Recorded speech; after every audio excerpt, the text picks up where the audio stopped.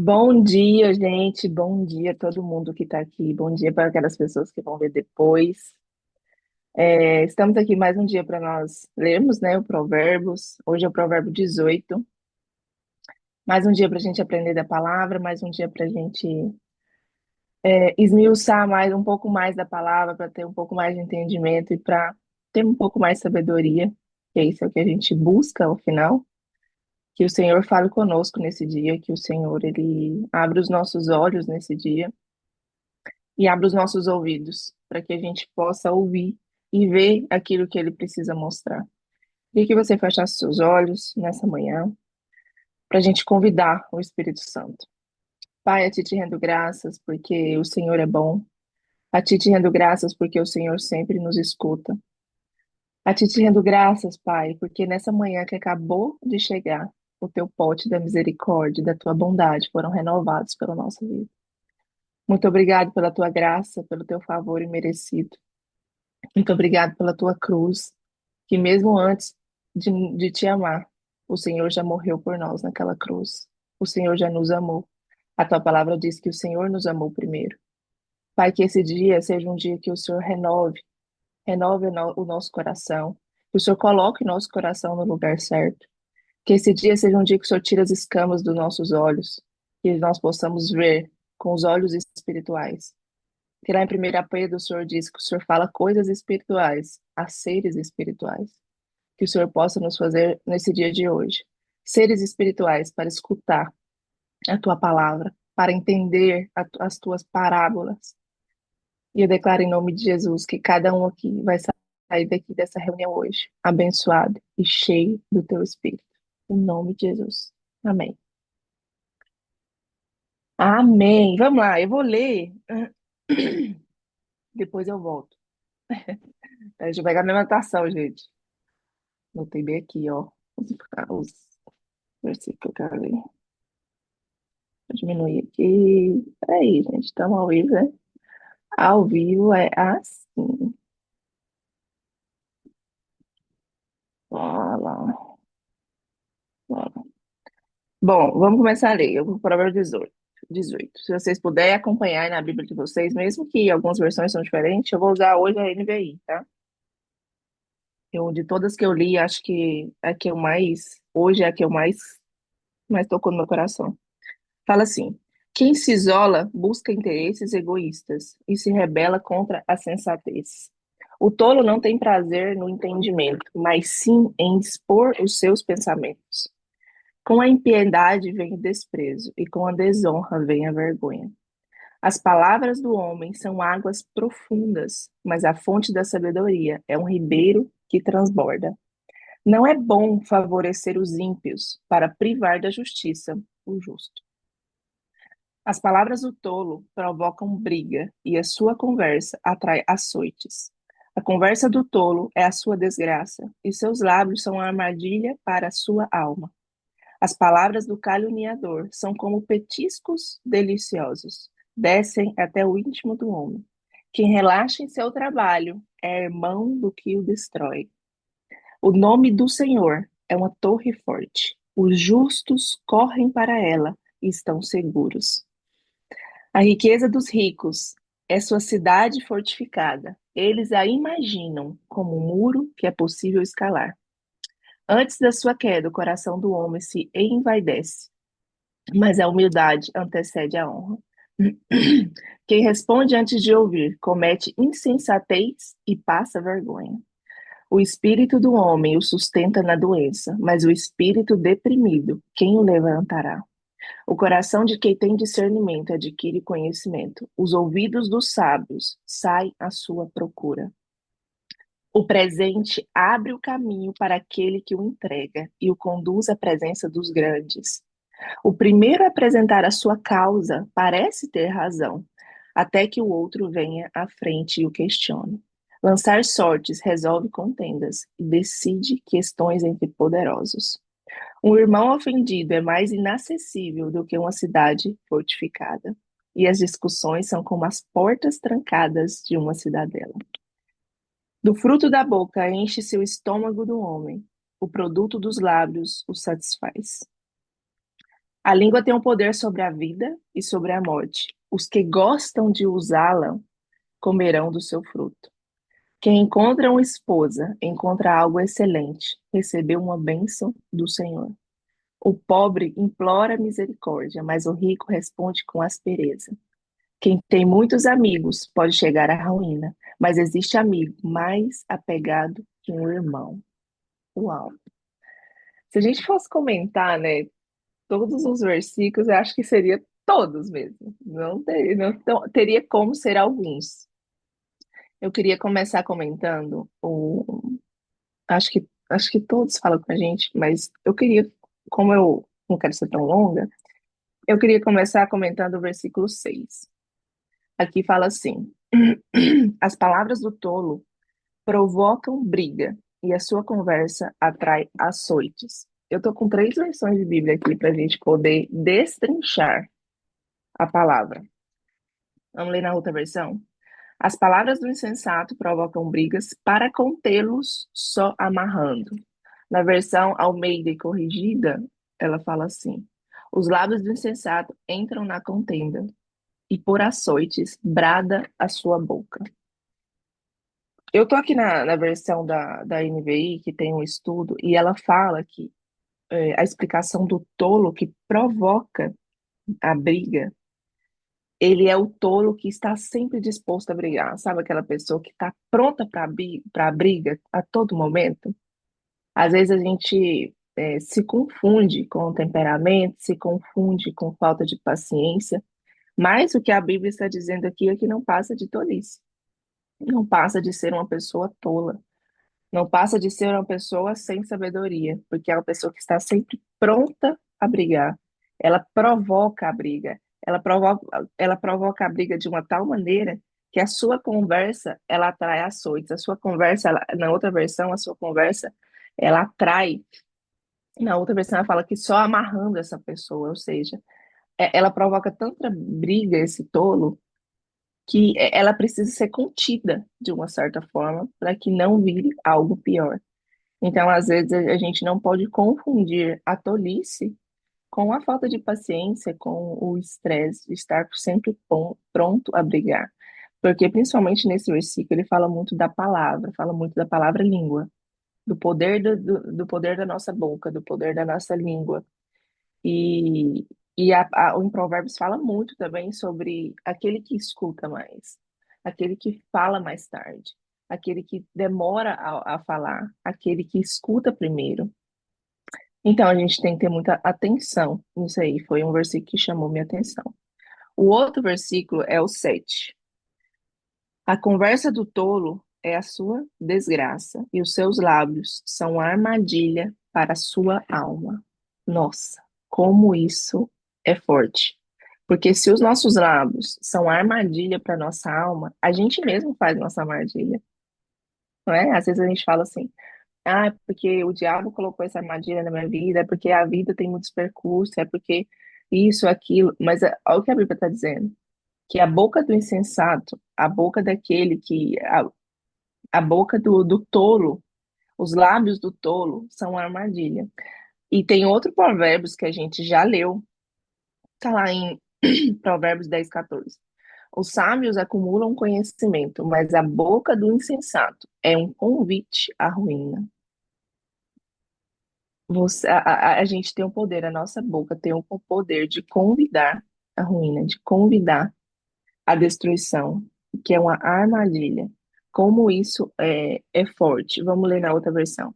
O insensato é destruidor por falar mais que a boca. As suas palavras o farão passar por poucas e boas. A boca do insensato é a sua própria destruição, e os seus lábios, um laço para a alma. Como a gente tem que ter cuidado, lá no próximo versículo que a gente vai comentar também fala que a boca ela tem o poder da morte e da vida. Pela sua boca, pela nossa boca, nós temos o poder de abençoar ou de amaldiçoar. Como é que a gente usa, né, a nossa língua como uma armadilha, como um convite à ruína, ou como um convite à construção, como um convite à vida, como um convite à bênção? Como a gente tem usado a nossa língua. Será que nós temos sido tolos e temos criado nossas próprias armadilhas com aquilo que a gente fala, com aquilo que a gente põe para fora?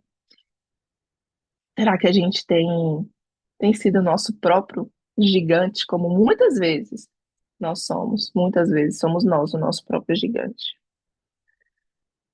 O próximo versículo que eu quero falar é o 9 e esse eu queria, assim, de fato, esmiuçar ele com vocês. Nós estamos aqui para estudar a palavra, na é verdade. O 9 fala assim: quem relaxa em seu trabalho é irmão do que o destrói. E eu queria ler quatro versões para você. Presta atenção no que as quatro versões falam. Essa aqui fala que quem relaxa em seu trabalho é irmão do que o destrói. Na outra versão fala que tanto o preguiçoso quanto o relaxado são unha e carne com a destruição. Destrói, destruição. Na Shed, que é a Almeida e Corrigida, que acho que é a mesma coisa da King James. Quem é negligente na sua obra já é irmão do desperdiçador. Então, destrói, destruição, desperdiçador, e agora eu vou ler na nova tradução da linguagem de hoje. Quem relaxa em seu trabalho. Não, não é essa. Pera, gente. Provérbios. O trabalhador relaxado é companheiro daquele que desperdiça. Então, nós temos duas versões. Duas versões. Versão não. Cidadão é uma coisa, versões é outra. Duas versões. Duas fala de destruição e duas fala de desperdiçar. E vamos lá, esmiuçar isso, né? Aqui, um fala da preguiça, né? Do preguiçoso, outra fala do negligente e outra fala do relaxado, que é o equivalente ao preguiçoso. O que que é preguiça? O que que é negligente, afinal, né? O que que isso significa? Por que que a Bíblia condena o preguiçoso e o negligente? Eu vou ler aqui para vocês. O que que é a preguiça? É a falta de disposição ou vontade para realizar uma atividade que requer esforço, seja físico ou mental. É a tendência de evitar o trabalho, de adiar tarefas ou de fazer o mínimo possível, buscando conforto e descanso excessivo. A preguiça também é vista como um vício que impede a pessoa de cumprir seus deveres e responsabilidades. Olha, tanto que a Bíblia ela condena o preguiçoso e o negligente. O preguiçoso é a pessoa que busca sempre fazer o mínimo pedido. Sabe aquela pessoa que, eu vou fazer só isso aqui que foi o mínimo. Qualquer chance de descansar, qualquer chance de deixar para depois, eu vou deixar. A Bíblia condena, porque a Bíblia fala que essa pessoa ela anda junto, ela é irmão daquele que destrói. Ela é irmão daquele que desperdiça. Ele é irmão daquele que desperdiça aquilo que Deus dá. E o negligente? O que que é negligência na Bíblia? O que que é um negligente? Negligente é aquele que, que não tem zelo, é aquele que não tem cuidado. Para vocês entenderem, vamos ver, tem o negligente, que é o contrário do diligente. E o que que é a diligência? O diligência se refere à atitude de zelo, esforço contínuo e dedicação no cumprimento de deveres e responsabilidades. A pessoa diligente é aquela que realiza suas tarefas com cuidado, empenho e constância, agindo de forma responsável e persistente em tudo o que faz. Ai, ai. O negligente é aquele, o diligente é aquele que tem zelo no que ele faz.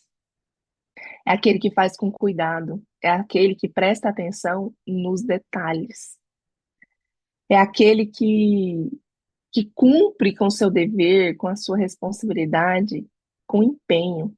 Para você ver, olha o que fala. Ele faz de forma responsável e persistente. O que que é o persistente? Ele faz todo dia, ele persiste, ele insiste. Ele continua, mesmo que tá ruim, ele faz. Isso fala da constância, da disciplina, né? Vamos trazer aqui para nossa linguagem atual. Fala da constância, da disciplina. E qual é a diferença? Vamos dar dois exemplos aqui. De uma pessoa preguiçosa e de uma pessoa negligente. Preguiça. É a pessoa que ela fica rolando o feed, assistindo série, enquanto ela sabe que ela tem que limpar a casa, enquanto ela sabe que ela tem que preparar sua refeição, enquanto ela sabe que tem que fazer um lanche para o seu filho, enquanto ela sabe que tem que lavar uma roupa. Então ela empurra tudo para depois, sabe? Ela deixa tudo para depois, ela fala, agora não, que eu tô aqui descansando. Essa pessoa é uma preguiçosa. E o negligente? Olha o detalhe do negligente, gente. Nossa, ontem Deus tocou tanto no meu coração com essa palavra. O negligente. Por exemplo, o negligente é aquele que pega o carro para viajar, vou para a praia, vamos pegar daqui de Paris e vamos lá para Deauville. Só que ele nunca olha o óleo do carro. Ele nunca olha. E o que acontece? Por ele não olhar, por ele ser negligente, esse carro, o óleo baixou e estragou o motor e ainda deu pane no meio da rua. Ainda deu pane na estrada. Então, ou seja, ele foi uma pessoa negligente, porque ele foi descuidado. Ele não deu atenção aos detalhes. Como é forte isso. E lá na parábola dos talentos, Mateus 25, se vocês puderem acompanhar, gente, por favor. Mateus 25, versículo 24. Fala assim: Por fim veio o que tinha recebido um talento e disse: Eu sabia que o Senhor é um homem severo, que colhe onde não plantou e junta onde não semeou. Por isso tive medo, saí e escondi o seu talento no chão. Veja, aqui está o que lhe pertence. E o Senhor respondeu: servo mau e negligente. Servo mau e negligente. Eu te dei um talento. Você não deu atenção aos detalhes, você foi descuidado. Você não teve zelo com aquilo que eu te dei. Então, o que que esse Senhor faz? Então eu vou tirar de você e vou dar o que tem mais. Porque Deus honra aquele que é negligente com o que ele dá. Deus honra aquele que é negligente com os dons que ele recebe, com a palavra que ele recebe, com o chamado que ele recebe. O que Deus já te chamou? O que Deus já te deu como palavra? E você tem sido negligente, descuidado, não tem tido zelo com aquilo que Deus chamou.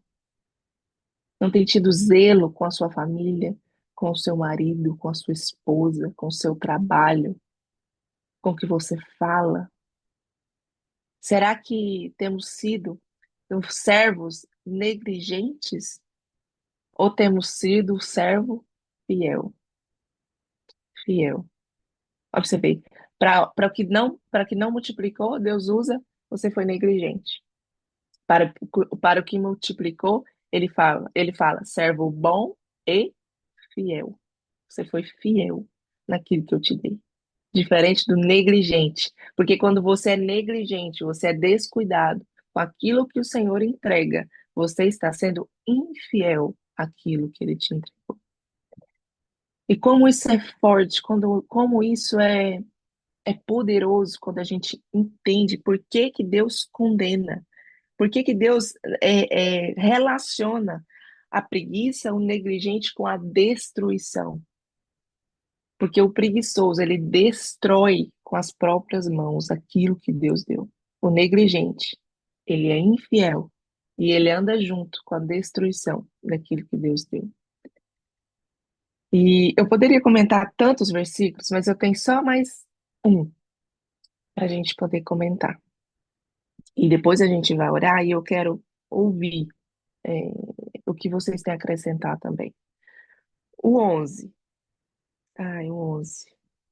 A riqueza dos ricos é a sua cidade fortificada. Eles a imaginam como um muro que é impossível de escalar. Eu queria ler em todas as versões, de novo. Eu amo ler nas versões, gente, porque eu busco entender o que aquilo quer dizer, o que realmente aquilo quer falar. Na nova tradução linguagem de hoje, o rico pensa que a sua riqueza o protege. como as muralhas altas e fortes em volta de uma cidade. Aqui na outra, a mensagem fala: os ricos confiam nas riquezas para terem proteção, mas a segurança que delas vem é pura ilusão.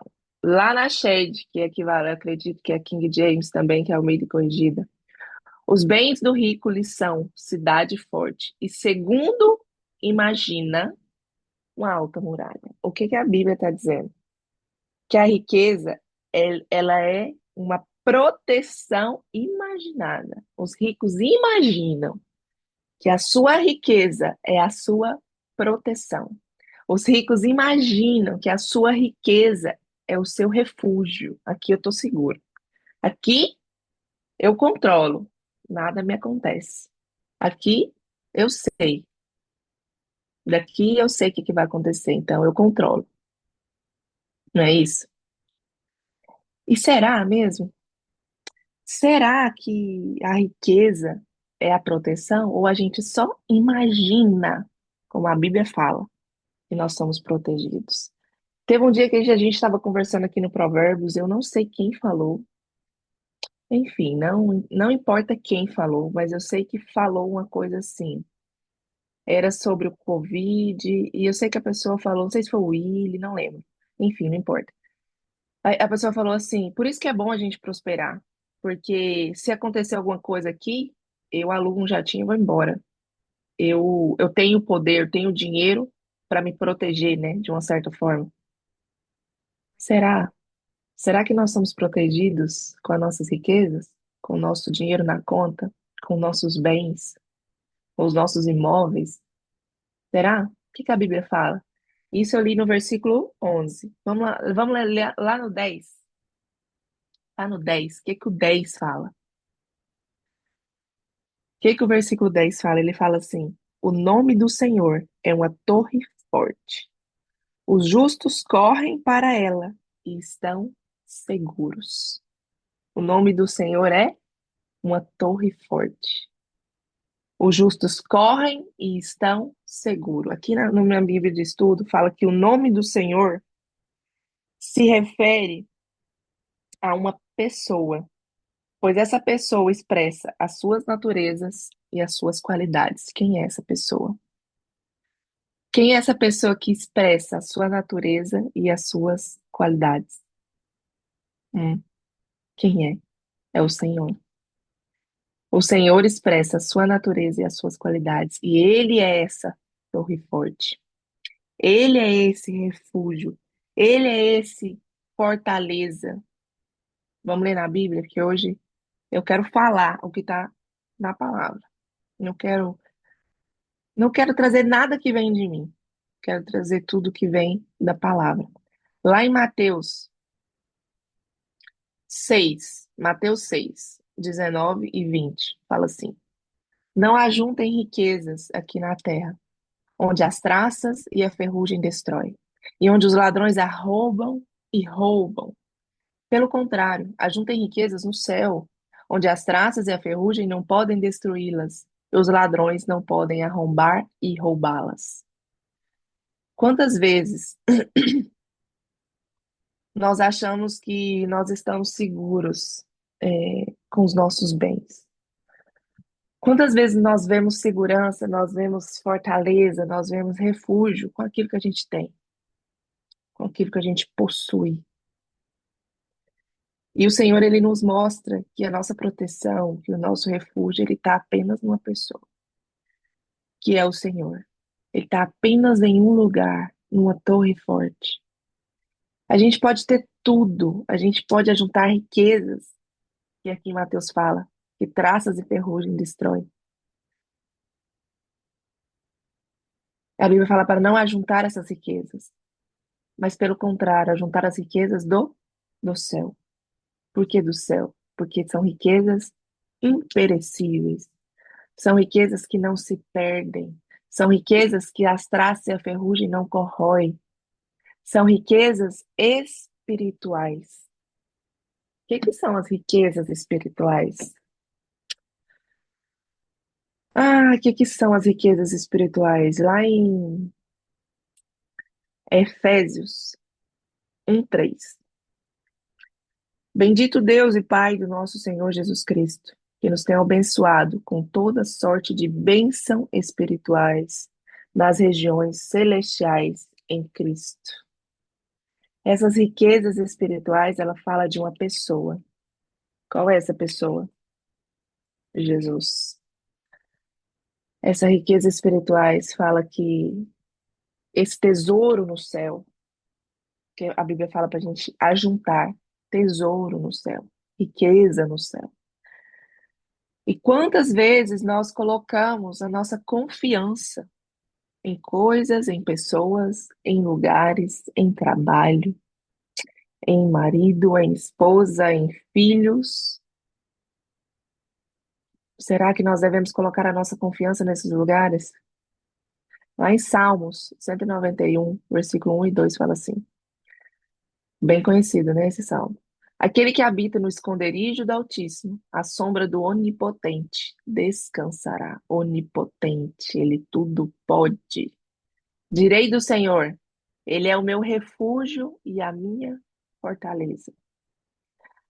O meu Deus em quem confio. Ele é o meu refúgio e a minha fortaleza. Por que que a gente coloca o nosso coração em coisas, em pessoas, em lugares, se ele é o nosso refúgio? Se ele é a nossa fortaleza? Se ele é o Deus em quem nós precisamos confiar? Aí, Salmo 121, versículo 7, fala assim: O Senhor te guardará de todo mal, guardará a tua alma. O Senhor guardará a tua entrada e a tua saída, desde agora e para sempre. Isaías 41:10.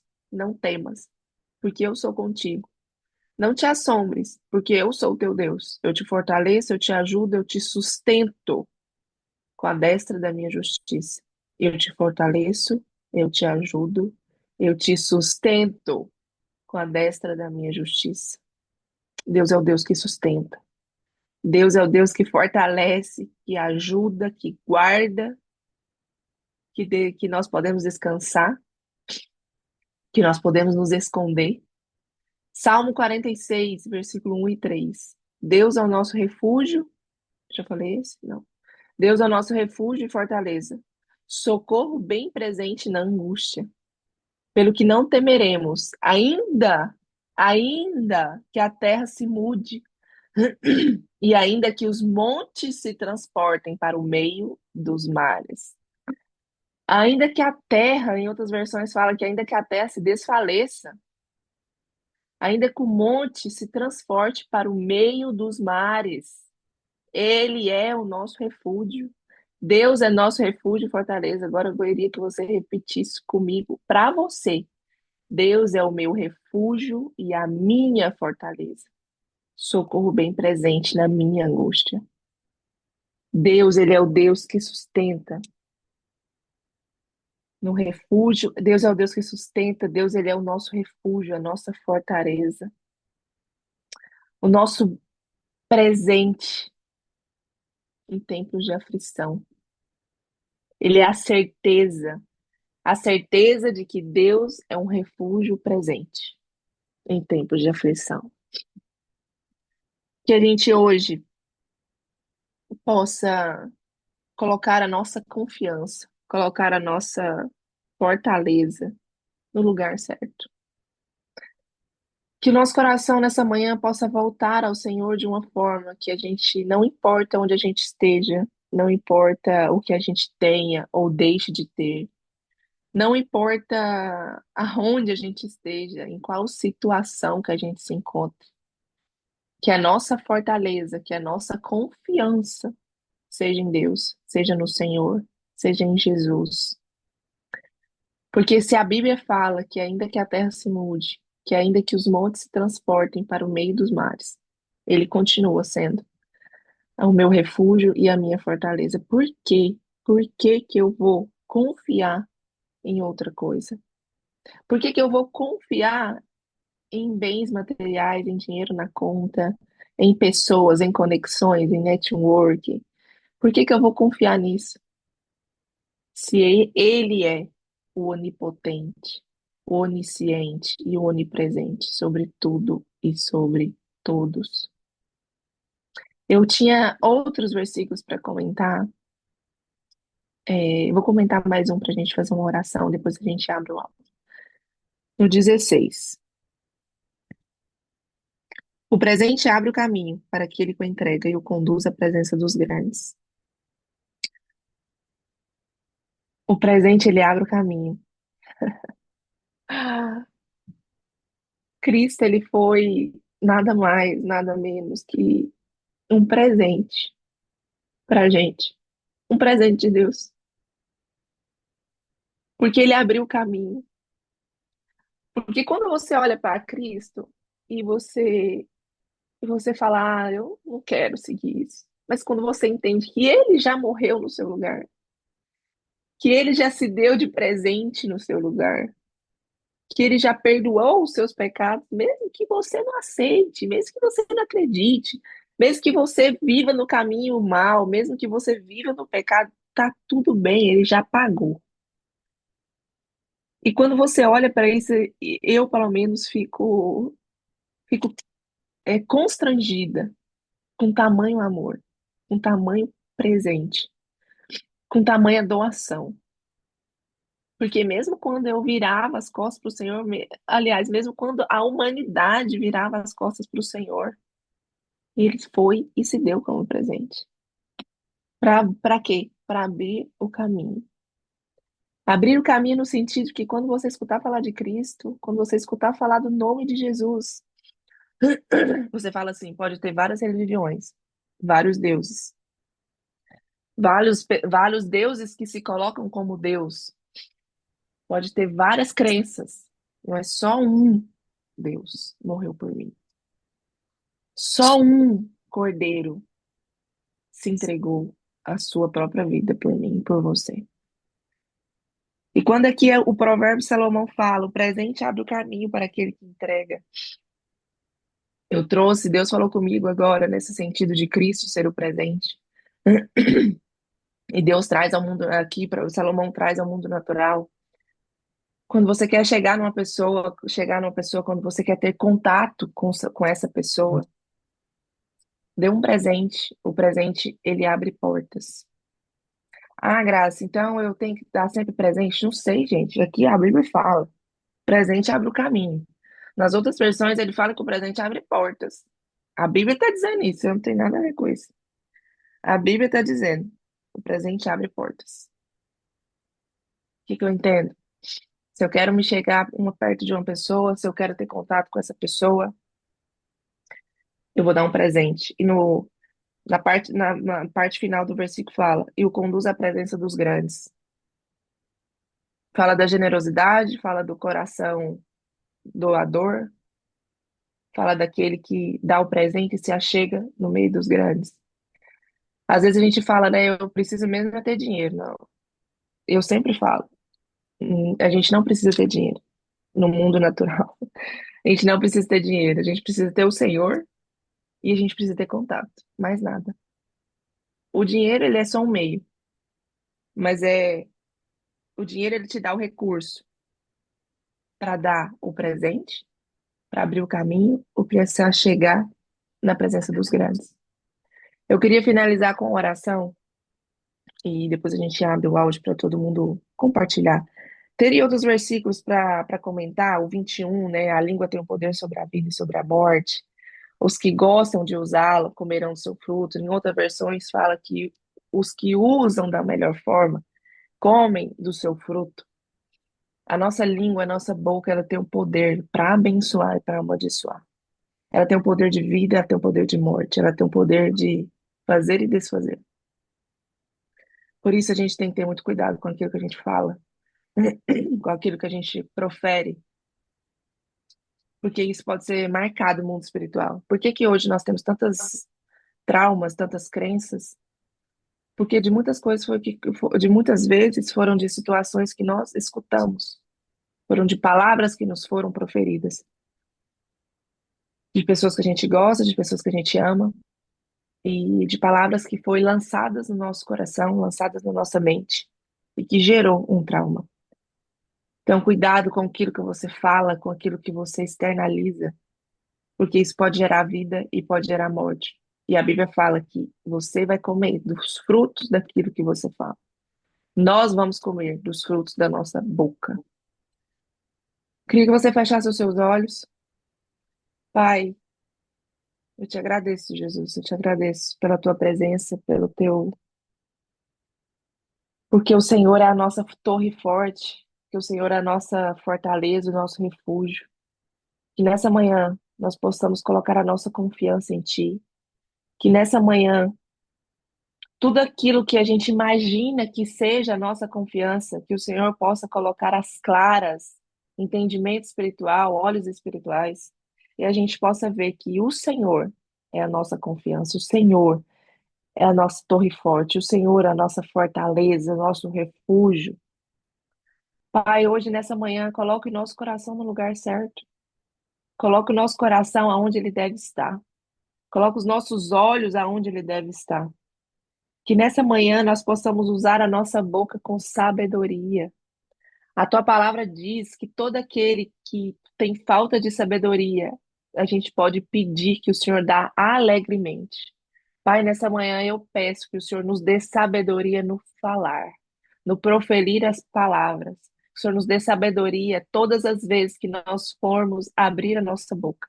Que da nossa boca saia vida e não morte. Que da nossa boca saia palavras de paz, palavras de bênção, palavras de vida. Eu declaro em nome de Jesus que o Senhor possa ter falado no coração de cada um que está aqui nesta manhã. Que o Senhor possa conduzir em bons caminhos, conduzir nos caminhos da justiça, nos caminhos da paz, nos caminhos da tua segurança, da tua proteção. Pai, lança fora toda a muleta que a gente tem em confiar que não seja o Senhor. Tantas amuletas nós temos, mas nós devemos confiar não no amuleto, mas no Deus Todo-Poderoso, no Deus Eterno, no Criador de todas as coisas. Em nome de Jesus, que essa palavra seja conectada ao nosso coração, ao mais profundo, e que ela produza frutos. Em nome de Jesus. Amém. Ah, abre o áudio aí para a gente Amém. poder Tá. compartilhar. O áudio tá aberto já, mas eu já, Aí, tá bom. já vou começar com. Amém, glória a Deus, bom dia, gente, que palavra. Amém. Eu vou começar Quem com quiser compartilhar, pode compartilhá-la. a história do 18, primeiro versículo. Isso pegou muito a minha história. Porque aqui fala: quem vive isolado busca o seu próprio interesse e se insurge contra toda a sabedoria. Eu, um momento da minha vida aqui na França, eu vivi muito sozinho, né? Eu escolhi viver sozinho. Eu preferi estar sozinho. Deixa eu abrir a câmera, peraí. É aqui. Eu preferi estar sozinho. Então, há um tempo, eu estava buscando meu próprio interesse. Só queria saber de mim, porque eu tinha que me envolver com as pessoas, conhecer as pessoas, ir para a igreja, talvez, e não queria sempre ficar sozinho, sempre ficar sozinho, sozinho, sozinho. E quando eu li a Bíblia e li este Provérbios, essa ali eu falei, puf, uma porrada na cabeça. Porque chegou um momento que eu achei que estava certo, queria ficar sozinho, não me envolver com as pessoas, mas tava pecando assim, entre aspas, pecando da forma errada. Aí quando eu li isso, nossa, mudou muito, muito, muito minha vida. E outro comentário, essa palavra foi a mesma que eu levei pro grupo dos homens no primeiro encontro. Porque no encontro, a gente combinou que cada um tinha que levar uma palavra de provérbios, um versículo, não importa qual seja. E no dia, eu não lembro por que eu quis levar esse versículo. E no dia, só eu levei um. Aí na hora ninguém tinha. Resultado, a gente estava numa roda, estava eu na minha direita, o João, na direita do João, o Wilby, na direita do Wilby, o Marcelo, depois do Marcelo, o Leandro, e depois do Leandro, o Adler. Resultado, através da minha palavra com Provérbios 18, versículo 1, emendou na história do João. A história do João emendou com a do Wilby, a história do Wilby emendou com a do Marcelo, o Marcelo emendou o que o Wilby falou, o Marcelo teve ideia, e o que o Marcelo falou, o Leandro finalizou. Então, tipo, a minha palavra, o que eu senti pra falar, deu resultado em todos os outros. E no dia só eu levei isso. Então, o Provérbio 18, versículo 1, ele mexe bastante comigo, por conta desses 2 dias. Amém. E é interessante que esse versículo ele fala que quem anda sozinho, além de ter interesse egoísta, rebela contra a sensatez. E o insensato é o quê? É aquele que não escuta a voz do Senhor, é aquele que age com seus próprios interesses, com suas próprias emoções. E o fato de estar em comunidade, como a Bíblia fala, nós somos um corpo, né? E Cristo é a cabeça. Quando estamos em comunidade, nós somos fortalecidos, nós somos guardados, nossa fé é guardada, nossa fé é fortalecida, porque um sustenta o outro. Tem um Provérbios que diz que é melhor, eu esqueci qual, que é melhor serem dois do que um, porque quando um cai, o outro levanta. Isso vale para casamento, mas vale para amizade também. Porque quando estamos fracos, quando estamos sozinhos, quando estamos rebelando para a insensatez, o fato de viver em comunidade, nós somos fortalecidos, nós somos guardados, a nossa fé é guardada. Muito top isso aí, Alan. É, e Exatamente. Deus não nos fez para ficarmos sós, né? Deus Não, não Deus fez nos a criou gente para. para ficar assim isolado. É igual você estava falando aí, eu estava imaginando aqui, que eu já vi falando também, sobre a brasa, quando tá no braseiro, né? Se ela ficar isolada, ela se apaga, mas se ela estiver ali junto, e isso vale Sim, para a nossa vida, né? A vida em comunidade, porque quando eu me isolo, eu fico sozinho, é, eu não estou recebendo nada, não estou conversando com ninguém, não estou ouvindo uma palavra, não estou ouvindo um ensinamento, até mesmo uma advertência. Então é importante, né, a gente estar junto. E outra coisa que eu queria falar é sobre Jesus, né? Sobre o presente. Pode ter muitas religiões, muitos podem ter feito muitas coisas, mas ele foi o único que deu a própria vida dele. A coisa mais preciosa que ele tinha, que era a sua vida, ele deu por nós, né? E sobre outro presente, que você falou que presente abre caminhos, eu não tô lembrada onde agora, mas tem uma história que quando, acho que foi da Cleópatra, de uma rainha aí que foi levar, que ela foi visitar o rei, e ela levou um monte de presentes, né? Vaxi. Pois é. Levou um monte de presentes, e quer dizer, isso, ela foi abrindo o caminho, né? Muito interessante. E Foi a sobre a, rainha e sobre Vasti. E sobre a palavra, quando você estava falando aí, eu estava imaginando aqui, gente, o quanto que o ensinamento de Deus, o quanto que o Provérbios vai abrindo a mente da gente. Por quê? Com relação à palavra que a gente libera. Deus fez o mundo, não foi através da palavra, né? Então, às vezes a gente não para pensar ou então para meditar, porque a importância daquilo que a gente fala. Então, assim, Deus fez tudo através da palavra dele. Quer dizer, tudo que Deus foi fazendo, ele foi mostrando o caminho que a gente tem que ir, né? É muito lindo. Eu vou deixar o Leandro Deus. falar. Também quero falar. Fala, Fale. pessoal. O Alan falou também do provérbio 18:1, né? De não andar sozinho. Isso nos ensina algo muito, muito poderoso que o Alan começou a falar, que está em Gênesis 11:5. Quero ler com vocês, que está lá em Gênesis 11:5. O Senhor desceu para ver a cidade e a torre que os homens estavam construindo. O Senhor desceu. Olha para você ver que impressionante. Porque a cidade que os homens estavam construindo. Então, não estava sozinho. Estava ali um povo, estava ali vivendo em unidade, estavam ali falando uma só língua. E o Senhor disse: eles são um só povo e falam uma só língua e começaram a construir isso. Em breve, nada poderá impedir o que planejam fazer. Quero voltar isso para nós hoje.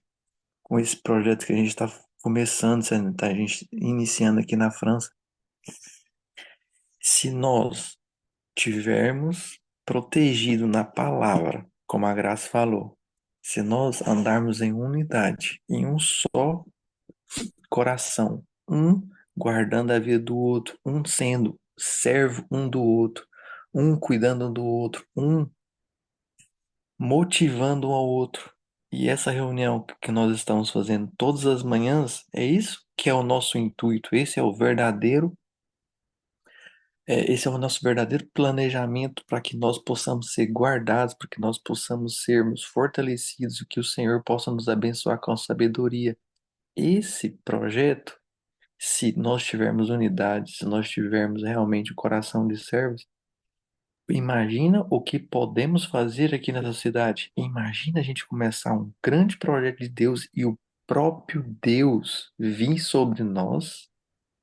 Eu fico visualizando isso. Imagina nós fazendo uma grande torre nessa cidade que não se compara com a Torre Eiffel. O que que é a Torre Eiffel? Foi o homem que construiu, mas e se a gente começarmos a construir em unidade uma grande torre para Deus e o próprio Deus descer aqui, você acha que esses muçulmanos, essas religião, esse tanto de coisas que tem nessa cidade, esse tanto de povo ateu, imagina que grande colheita, que grande mover pode estar iniciando através das nossas vidas, que esse projeto, sabe?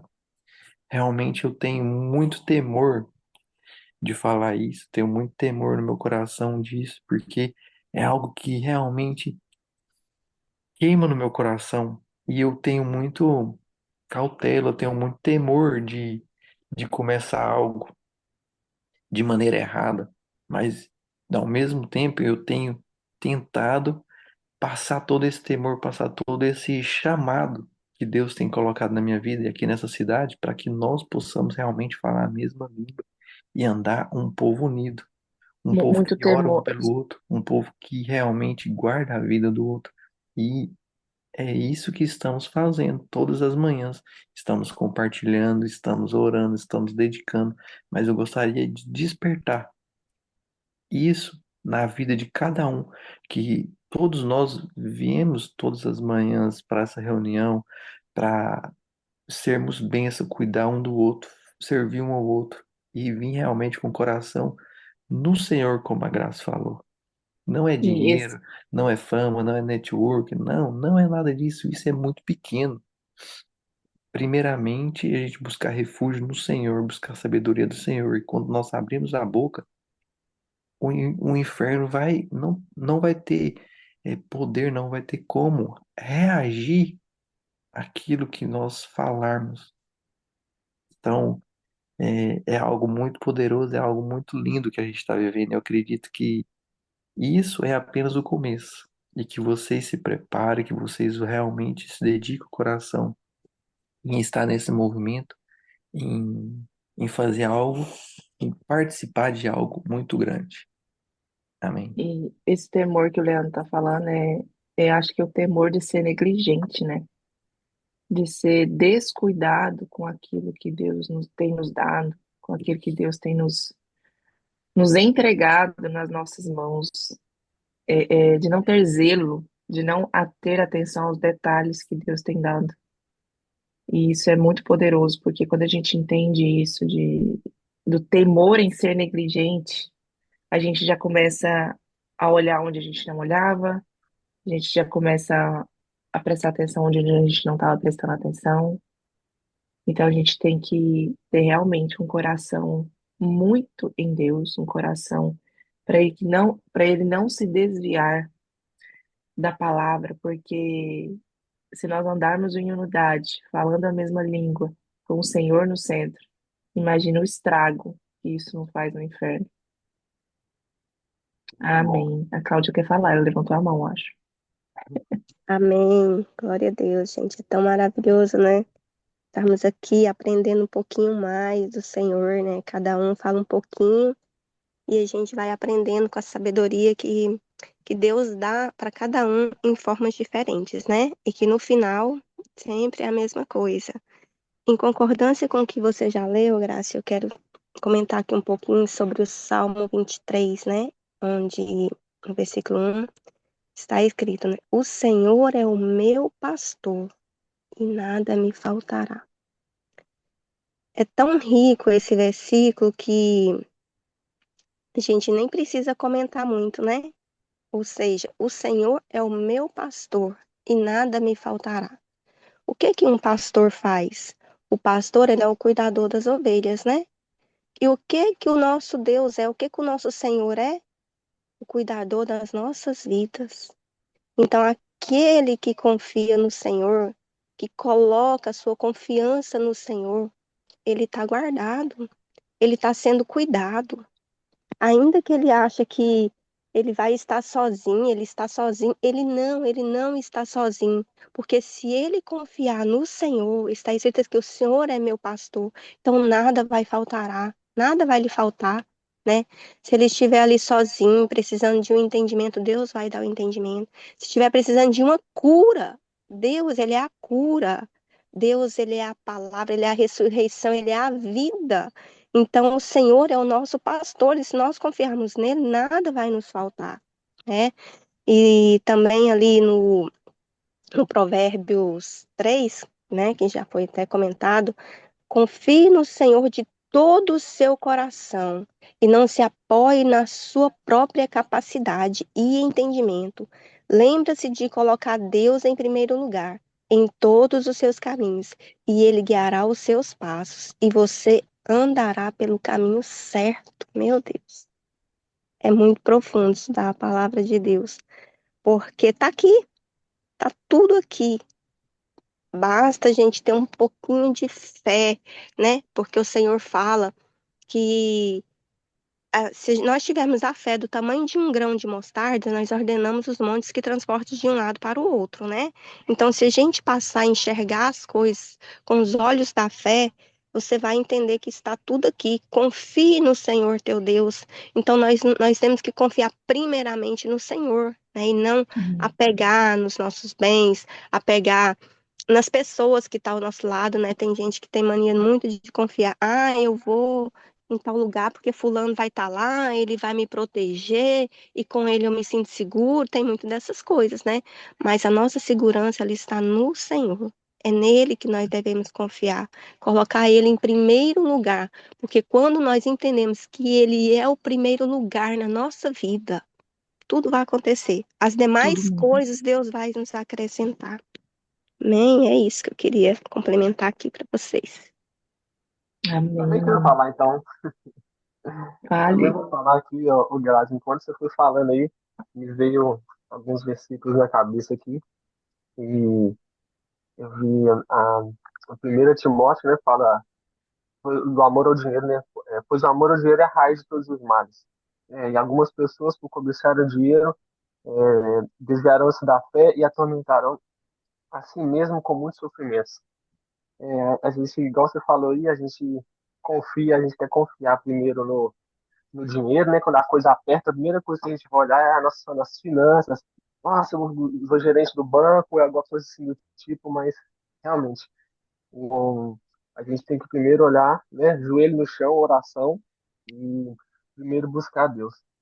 E Amém. em Timóteo ainda, né? Quando Paulo escreve a Timóteo, eu estava vendo o David Leonardo falar esses dias, cara, isso é uma coisa que me pegou muito forte também, porque ele fala sobre uma fé não fingida, uma fé de relacionamento, que é aquela fé que a gente que busca a Deus por quem Ele é, não assim, é, uma fé que a gente tem que desenvolver de maneira genuína, não porque não pela aquela coisa que Deus pode fazer por nós, mas sim por quem Ele é.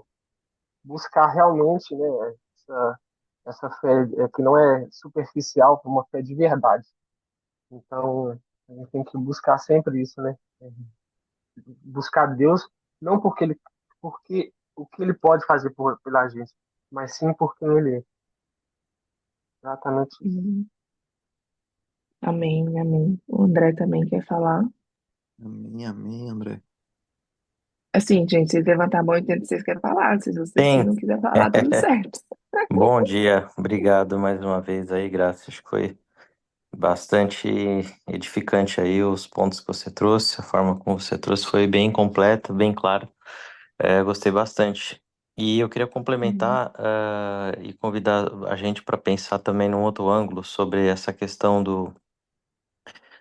da falta de confiança na nossa torre forte, né, no nosso único ponto forte que a gente deveria se apoiar, que é em Jesus, e também nesse paralelo dessa questão do dinheiro e ter confiança no dinheiro que eu faço, e que eu posso nas minhas próprias forças.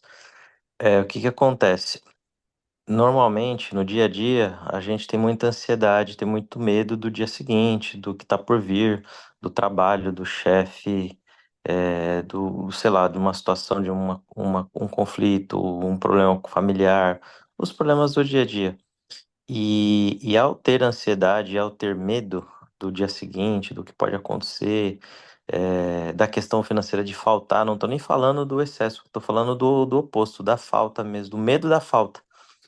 O medo da falta é também uma falta de confiança, né? E que a gente precisa prestar atenção nisso, porque toda vez que a gente sente qualquer tipo de insegurança na nossa vida, e isso pode trazer tristeza, pode trazer qualquer outro tipo de sentimento ruim, a gente está deixando de colocar a nossa confiança na nossa torre forte, que é única rocha que a gente deveria estar se apoiando no dia a dia. Então, tentar pensar um pouquinho por esse outro lado, né? Por que que a gente sente tanta ansiedade?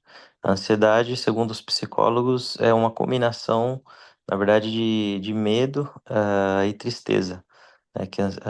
Existem quatro sentimentos primários aí que regem todas as nossas emoções, que é a tristeza, a alegria, o medo e a raiva. Então, todos os outros são variações desses quatro em volumes diferentes, segundo os psicólogos, né, modernos. Então eles falam que a ansiedade, que a gente fica falando, que é o mal atual, né, o mal do mundo, ai, tô com burnout, tô com ansiedade, tô com isso, tô com aquilo, é nada mais do que um volume alto de medo, ou seja, você tá com medo de ter consequência de alguma coisa, e até um pouco de tristeza, de depressão. E isso, fazendo um link também, Graci, com aquilo que você disse sobre negligenciar e ficar com preguiça, ficar, né, procrastinando, deixando as coisas para depois. Isso é uma coisa que a gente faz muito, mas quando já existe um quadro meio de depressão, muitas vezes. Então, às vezes não é nem uma negligência decidida, eu quero negligir. É porque você está já prostrado, você está já numa fase que você não consegue se levantar. Eu já vi muita gente nessa situação, eu já estive nessa situação de você querer fazer as coisas, mas você não ter a força suficiente. E a força suficiente na verdade, é um medo, né? O diabo tenta paralisar a gente através do medo. Você fica com medo de coisas tão pequenas. Ah, eu tenho medo de sofrer, eu não quero, sei lá, ter que acordar cedo porque vai ser difícil e tal. O cara tem medo de tudo. E aí esse medo, que é, na verdade, a tal da ansiedade, né, junto com tristeza, te previne e te impede de você fazer as coisas que você tem que fazer. Ah, mas não vai ser legal, eu vou ser reprovado nisso, não vou passar naquilo, não vou, quero passar vergonha. Aí o diabo põe um monte de coisa na nossa cabeça, paralisa a gente, impede a gente de fazer as coisas que têm que ser feitas, impede a gente de arregaçar as mangas, e tudo isso tá linkado na Bíblia, né? Provérbios ele linka todos esses pontos.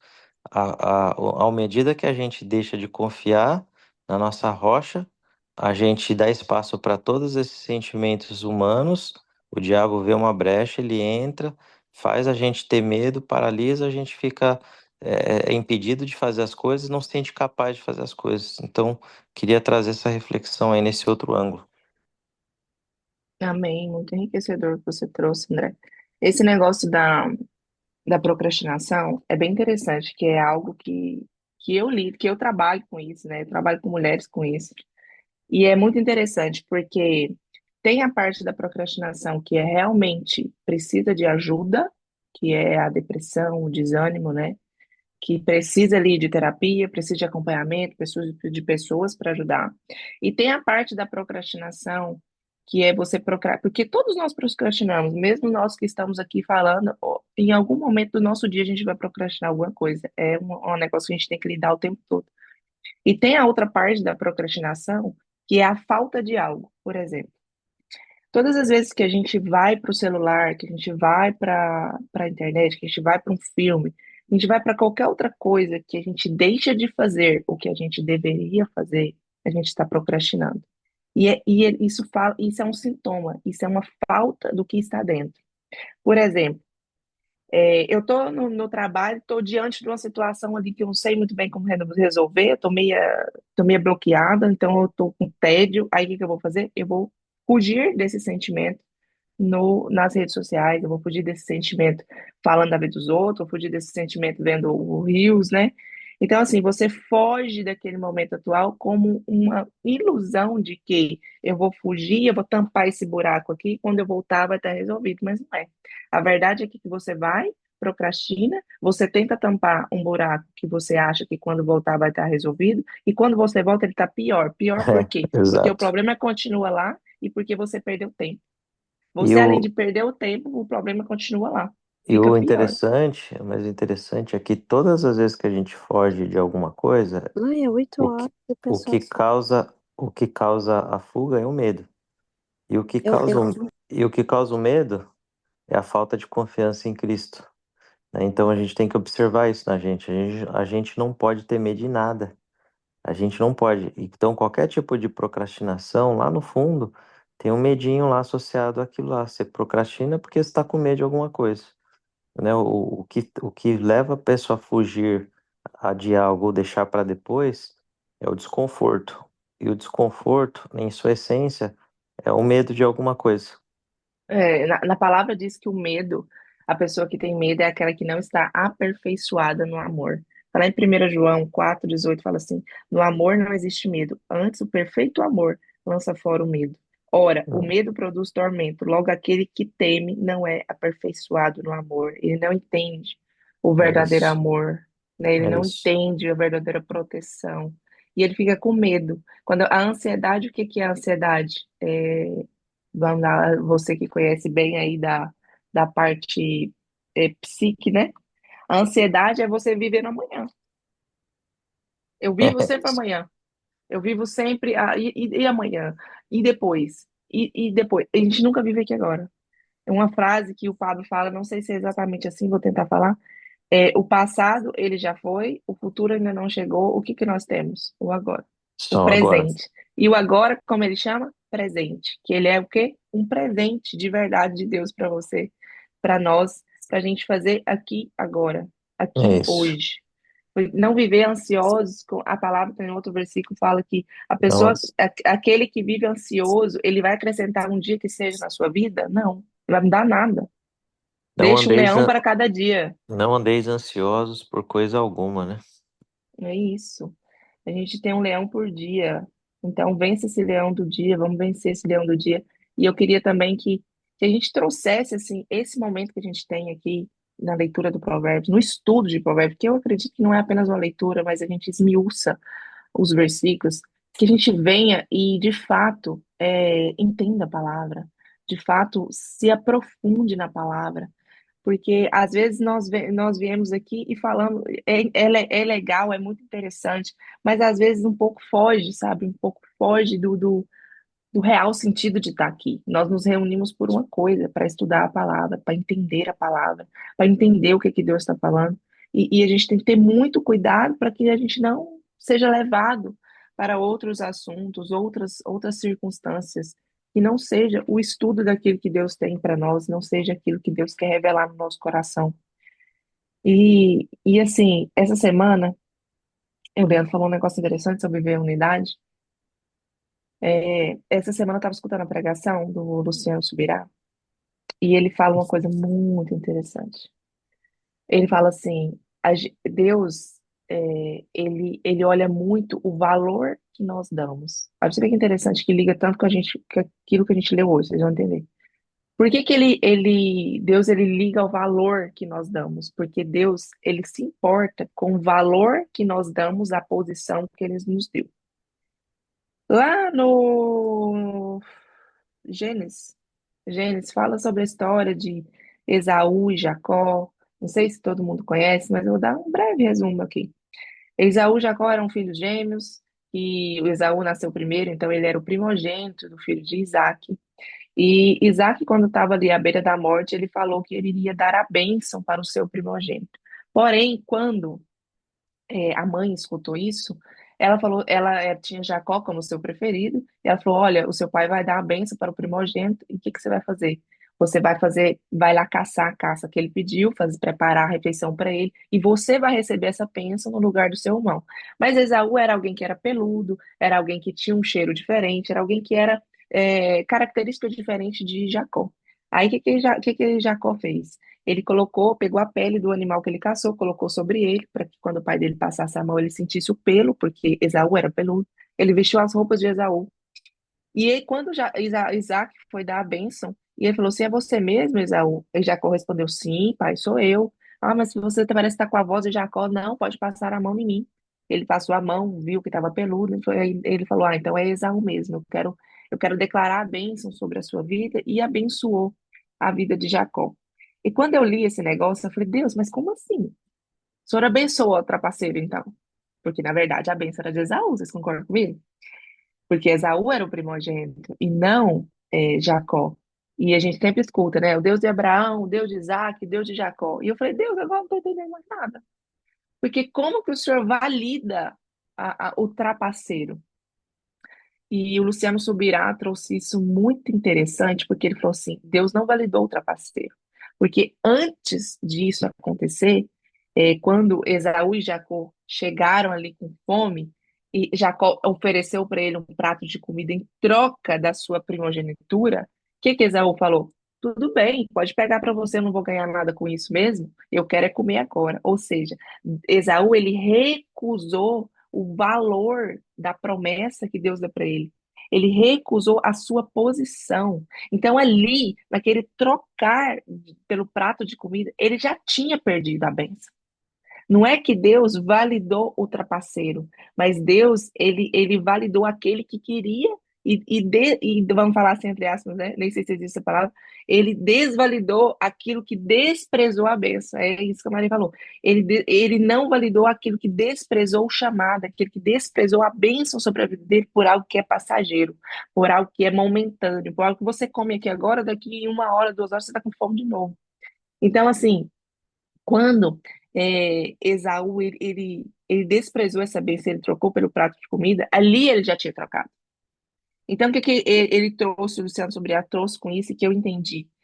Que quando nós desprezamos, nós negligenciamos a bênção que Deus nos dá, e por momentos, né, por ações momentâneas, por coisas passageiras, a gente vai desprezar aquilo que Deus dá, e o que que vai acontecer? Outra pessoa vai pegar a bênção no lugar. Porque Deus, ele nunca vai parar o chamado dele, vai parar a obra dele porque alguém não quer. Se você não quer, Deus vai levantar outra pessoa. Mas assim, aí eu oro e peço ao Senhor: Deus, deixa eu viver essa bênção. Que você hoje possa orar e pedir para Deus: Deus, deixa eu viver essa bênção. Se eu não sou Esaú, que eu deixa, que eu possa pegar a bênção de alguém que não quer, que eu possa estar ali atento às oportunidades para pegar a bênção de alguém que desprezou. Porque isso vai acontecer. Isso vai acontecer. Que a gente não seja as pessoas que desprezam a bênção, mas que sejam as pessoas que respondem à bênção de Deus. E quando eu entendi isso sobre a negligência, por que que eu trouxe isso? Porque nós damos atenção àquilo que tem valor para nós. Nós damos atenção àquilo que está no nosso coração, de fato, aquilo que nós damos valor. Por exemplo, tem muita gente que fala assim: Ah, eu não tenho tempo para ir na academia. Ah, não tem tempo para fazer exercício físico. Por quê? Porque você ainda não viu o valor daquilo. Porque quando você vê, entender o valor daquela ação, você vai falar assim: Eu vou arrumar um tempo. Ah, eu não tenho tempo para ficar 1 hora estudando a Bíblia. Eu não tenho tempo para ficar 1 hora estudando, esmiuçando a palavra. Por quê? Porque ainda não viu o valor. Porque quando a gente vê o valor do que estudar a Bíblia, do que estudar a palavra, do que pedir a Deus revelação da sua palavra, tem na nossa vida, nós vamos arrumar um tempo. Nós vamos arrumar qualquer meio, porque nós vimos valor sobre isso. E nós fazemos tudo aquilo que nós damos valor. Tudo aquilo que tem valor no nosso coração, a gente tem como prioridade, tem como importante. E que hoje a gente possa, de fato, né, ter o estudo da palavra, ter o momento com Deus, a intimidade, como o Marcelo falou, a intimidade com Deus como o nosso valor, como algo que está de importante no nosso coração. Amém, gente. Alguém mais quer compartilhar? Cadê o povo? Dormiu. Hoje eu não dormi. Tá tudo aqui, só escutando, sua Amém. maravilha. Não, Acho que agora vou parar de gravar agora. Pode parar, Alan.